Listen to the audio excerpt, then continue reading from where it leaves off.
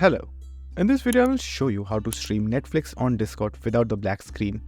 Now, firstly what you do is, in this video you will be not using the Netflix application that you can find on Windows, but in order to stream Netflix you will be using Google Chrome itself.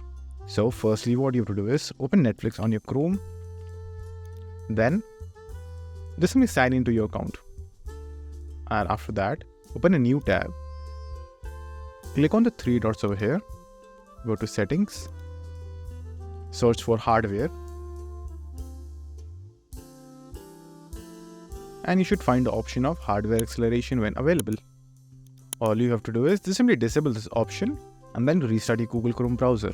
Now, once you have done that, go to your Discord and do the exact setting. So, just simply go to the user setting over here, then just simply go to the video section right over here. Now scroll down and you will find video acceleration option. So it will be right over here. As you can see, hardware acceleration. Just simply disable this and restart your Discord. Now just simply go inside a server and share your Google screen itself. And after that you should be good. So that's it. And if this video was helpful, please consider subscribing and liking the video.